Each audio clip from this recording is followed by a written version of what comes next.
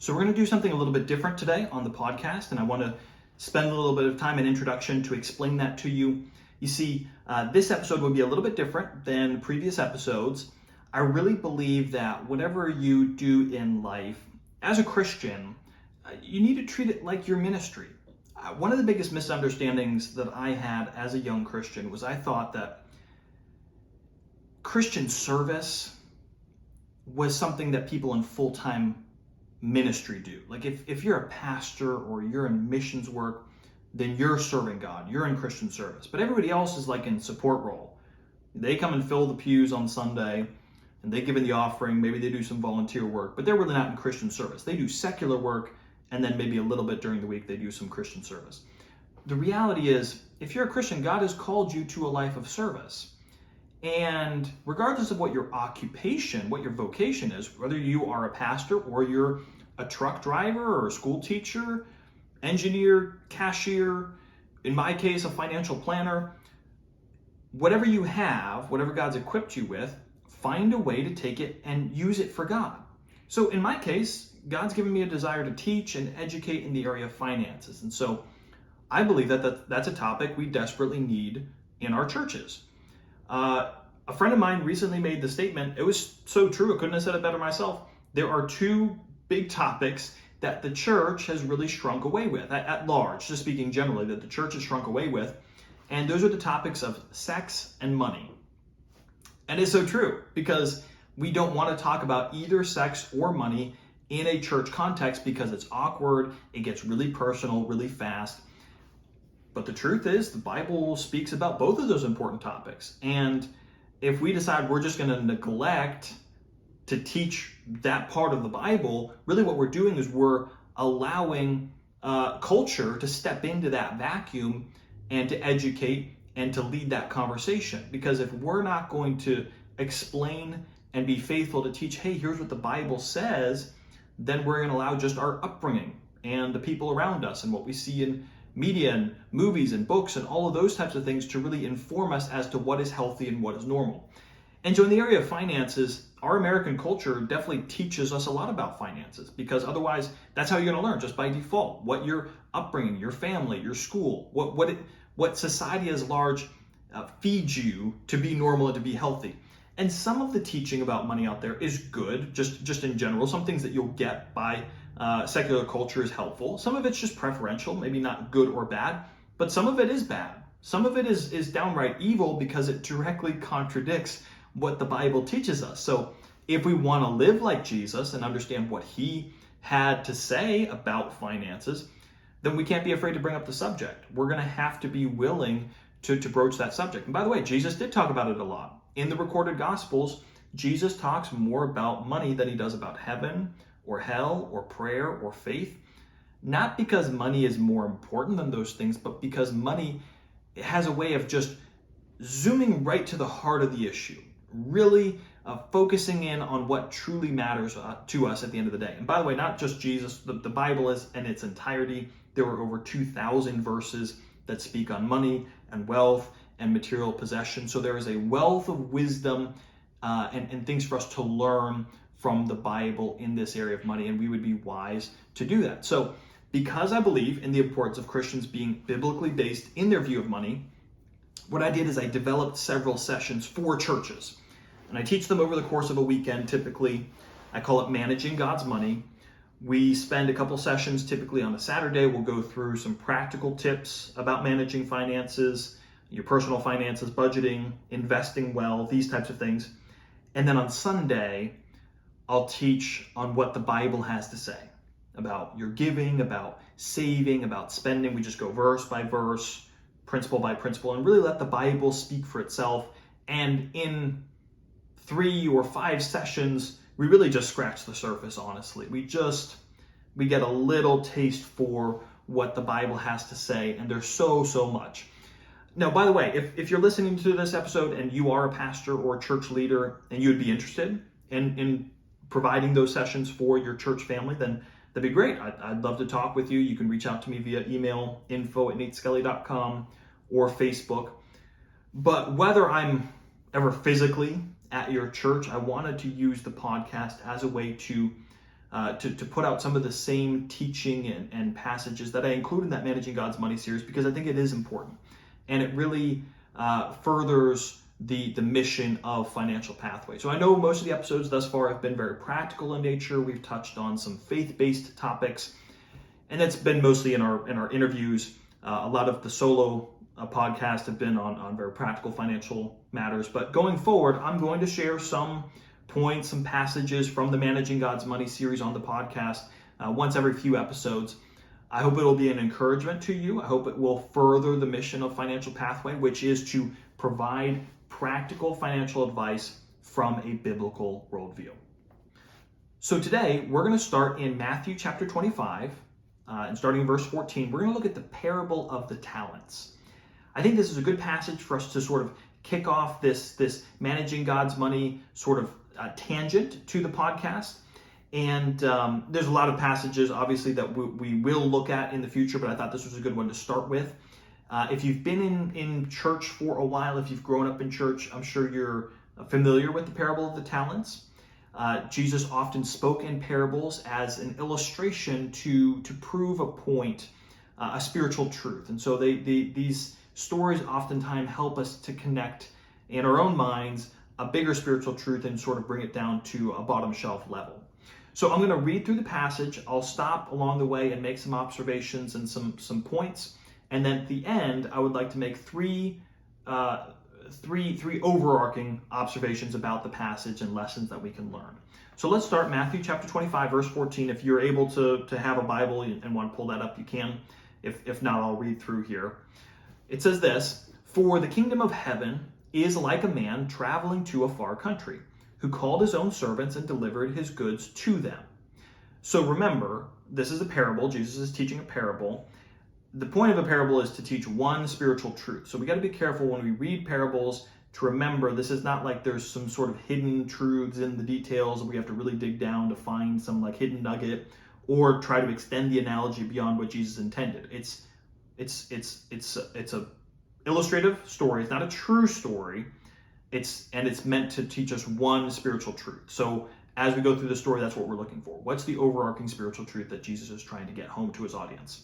Verse 15, "And to one of his servants he gave 5 talents, to another 2, and to another 1, to each according to his own ability." So a talent is a denomination of money. We would think of talents today as being an ability or skill, but in this context, a talent is a sum of money. And when we try to look at historically the value of a talent, we're talking about probably hundreds of thousands, if not millions of dollars that are being entrusted to these servants. So this is a very wealthy man, and these servants are being given a lot of money to manage. And immediately he went on a journey. Then he who had received the 5 talents went and traded with them and made another 5 talents. And likewise, he who had received 2 gained 2 more also. So the first 2 servants, they get right to work. They're savvy businessmen. They know what to do with the money, and they double it. And so they do quite well. But, verse 18, he who had received 1 went and dug in the ground and hid his Lord's money. So the third guy says, I'm not taking a chance. Instead, I'm just going to bury the money, keep it safe, and he intends to just give that same sum back to his employer when he comes back. Well, verse 19, "After a long time, the Lord of those servants came and settled accounts with them." So now it's time to report to the employer, how have you done? I gave you a lot of money to manage for me while I was gone. Where are we at? Verse 20, "So he who had received 5 talents came and brought 5 other talents, saying, Lord, you delivered to me 5 talents. Look, I have gained 5 more talents besides them. His Lord said to him, well done, good and faithful servant." Which, by the way, I mean, yeah, if you doubled the money, we're not sure how long of a time period we're talking about, but regardless, he doubled the money. That's a very good job. "You were faithful over a few things. I will make you ruler over many things. Enter into the joy of your Lord." So this guy's getting a promotion. You did such a good job with the 5 talents that I gave you. I'm going to put you in charge of more. Verse 22, "He also who had received 2 talents came and said, Lord, you delivered to me 2 talents. Look, I have gained 2 more talents besides them. His Lord said to him, well done, good and faithful servant. You have been faithful over a few things. I will make you ruler over many things. Enter into the joy of your Lord." So same story. Good job. well done. I'm going to give you a promotion and put you in charge of even more things because of how well you've handled what I did give you. But now we come to that third servant, verse 24. Then he who had received the 1 talent, the smallest amount of the 3, came and said, Lord, I knew you to be a hard man, reaping where you have not sown and gathering where you have not scattered seed. So the third servant's going to sort of couch what he's about to say. Say, hey, just for context here, listen, I know what kind of guy you are. You're a hard guy to please. You're very demanding. You have high expectations. So keep that in mind, boss. I was afraid. I went and hid your talent in the ground. Look, there you have what is yours. So listen, here's why I did what I did. I know you've got pretty high expectations. I didn't want to make you upset. I didn't want to take a chance with your money. So that way, I just wanted to ensure that I wasn't going to lose what's yours. Now, notice the response of the Lord here in this verse. Because you might think in real life, well, the third guy was given the least amount. The guy might be like, okay, well, that's disappointing, or you should have done better. Or maybe you say, okay, all right, well, at least I got what I gave you. You didn't lose it. But that's not what he says. Verse 26, but his Lord answered and said to him, you wicked and lazy servant, you knew that I reap where I have not sown and gather where I have not scattered seed. So he's about to lay into this guy. You're wicked, you're lazy. Hey, yeah, you're right. I am a very demanding master. I do have high expectations. So you ought to have deposited my money with the bankers. And at my coming, I would have received back my own with interest. So yeah, if you knew that, why didn't you at least take the money, give it to the bankers? That way they would have paid you interest on my money. I would have gotten something back. So what is he going to do now? Verse 28, so take the talent from him. So take that money from this servant, give it to him who has 10 talents. Which, by the way, we're not really sure why he gives it to the guy with 10 talents, or not the guy with 2. Passage doesn't really make it clear. But he does say this, verse 29, for to everyone who has, more will be given, and he will have abundance. But from him who does not have, even what he has will be taken away. And cast the unprofitable servant into the outer darkness, where there will be weeping and gnashing of teeth. Kind of a bummer for the third servant. The story does not end well for him. Why the harsh response? Why did he come down on this guy so hard? Remember, it's a parable. It's not a true story, and it's supposed to illustrate one point. So before we try to get too caught in or chase a rabbit trail here, what is this story trying to illustrate? Well, who is the master and the servant? Who is the Lord? Well, it's God. And who are the servants? Well, it's us. It's Christians. It's God's servants. And what are the talents? Well, the talents would be what God entrusts us with. Could be money. Could be an ability or a skill. A lot of times when people talk about this passage, they immediately go to skills and abilities, but that's just one aspect of what God's given us. He's given us time and energy and opportunity. He's given us a lot of different things. But it's not ours, it's his. And he expects us to manage it wisely and in his best interest. The reason the third servant gets in such big trouble is because he was only motivated by self-interest. He did not acknowledge the truth that it wasn't his money and he should act in the best interest of his master. All he thought about was, what can I do? What's the least that I can do to make sure I don't get in trouble? I just don't want any problems for me. He didn't care about his master or making that money work for him. He only cared about what's going to happen to me if I mess up. And that's why he was called wicked. That's why he was called lazy. And that's why ultimately what he was given was taken away from him. And that's another aspect to the story where God's saying, hey, those who have done well and managed well, those are the ones who I'm going to entrust with more. And those who don't manage well what I've given them, why would I entrust them with more? If anything, I'm going to take it from them.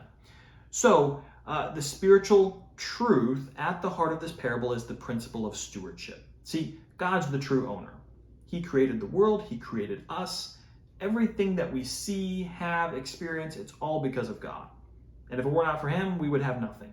And sometimes we get caught up in this mindset that, you know what, I went to school and I got an education and I worked hard and I put in my hours and I've really earned my living. This house I live in, this car I drive, the salary I make, the money that's in my bank account, my 401k, it's mine because I worked hard for it. But what we forget is that not only are we not here, if we're not for God, we're not here, but who gave us the skills and ability and opportunity and time and everything that we had in the first place to make what it is that we have? It was all God. And he gave it to us, and he could take it away at any time. So before we start getting all puffed up with pride and thinking that it's all ours, we have to be humble and remember it's only ours because God's entrusted it to us. And so it's our job to be responsible managers of what was given to us that is not ours. It's ultimately God. So let me give you 3 thoughts from this passage in closing. Thought number 1 is God does not give everyone the same amount. Think about it. In the story, one guy gets 5 talents, one gets 2, one gets 1. The Bible says according to their ability. So obviously the master thought the first servant could handle more. The third servant couldn't handle as much. God gives us different amounts. Some people are born into wealth. Some people are born with incredible skills in business or athletics or music. Some people are born in a place where they have opportunity. They have freedom. And some people are born with disabilities. They have mental, physical, emotional disabilities. Some people are born in extreme poverty. They don't have a lot of opportunity. Right? God's gifted us and designed us differently. He hasn't put everybody at the starting line side by side and say, hey, I've given you all the same amount. Let's see who wins. Let's see who does the most. No. It's not like that. God has given some more than others. And you might say, well, that seems unfair to me. That doesn't seem right. Well, hold on a second. First of all, we're not God. We're not in his place. And God never promised that each person would have the same amounts. And by the way, truly, we don't want that either. We don't actually want to all have the same levels of skill and ability and opportunity. That's what makes the human life and experience that much more enjoyable, that we have a diversity of people and experiences and backgrounds and passions and interests. That's a good thing. But here's the second thought. Here's the encouraging thought, that even though we're not all given the same amount, even though God has not equipped us and given us the same levels, number 2, he does not expect the same results either. He's not looking for the same results from each person. Did he look at the guy with 2 talents and say, why didn't you make 5? Why didn't you do as well as the first guy? No, of course not. He said, well done. So that was great. You had 2 talents and you doubled the 2 talents. Well done. I'm going to give you more responsibility. See, we have brothers and sisters in Christ, fellow Christians that live in remote India or China or Nigeria. Would we expect them to be able to monetarily support missions work, for instance, in the same way that somebody who lives in America could? Well, no, because they probably don't have the same monetary resources, just on average, right? Not everybody can play a song or write a song, play an instrument. Not everybody could teach a class or preach a sermon. We're made differently. We have different skills, different opportunities, different gifts. So the Lord in the story did not expect each servant to end up with 10 talents. What he did expect is that each servant would manage his money to the best of his ability. That was the point. And this is the comforting truth, because your success as a Christian is not measured by how well you stack up to the person to the right or the left of you. That's not our job to say, well, can I do what he or she can do? No, that's not what God's looking for. What he's asking is, hey, what are you doing with what I have given you? And that's what I care about. Are you faithful with the resources you've been entrusted us with? And that's the reason the servant with 1 talent was reprimanded. He did not embrace his responsibility. Instead, he acted in self-interest, not in the best interest of his employer. So third thought and final thought is that faith requires an action. When I talk about ownership, I say, hey, everything's God's. He made it. He gave it to us. I think most people agree. They say, yeah, that's right. And I say, well, we're supposed to manage it on his behalf. They say that makes sense. I follow that logic. But if we truly believe that and we have faith, then that's going to require an action. That means we're going to step out and do something. It's not enough to acknowledge the truth in our heads. We have to put feet to our beliefs. Managing God's money means that we filter our financial decisions through the question, what would honor God. So in our financial lives, we have to constantly be filtering our decisions through that question. Should I buy that house? Should I buy that car? Should I make that move? Should I accept that job? How much should I save for retirement? Should I help pay for my kids' college? How much should I save for emergency? All of these important decisions in our life we need to make in relation to that question, what would honor God? And that's going to cause us to be generous people. That's going to cause us to be people that hold our money and our possessions loosely. That's going to cause us to be people who are willing and ready to serve others with what God has placed in our life, because we remember it's not ours, it's all God's. So here's what I want to encourage you with today. God has given you something of value. He's given you time, he's given you energy, opportunity, skills, passions, and yes, even money. And if you live in America or in a first world country, historically and by world standards, you are rich. Maybe not by your country standards, not by your own standards, you would think you're rich, but you are rich. He's given you a lot. He does not expect you to achieve the same results as people around you. He's not looking for you to do the same as the person to the left or the right. Instead, he expects you to be a good steward, to be faithful. So let's remember, it's not ours. We're just holding on to it for a little while. Like Randy Alcorn says in his book, The Treasure Principle, you can't take it with you, but you can send it on ahead. And I love that quote, and that's a good one to end on. Thank you for listening to the episode, and I'll see you on the next one.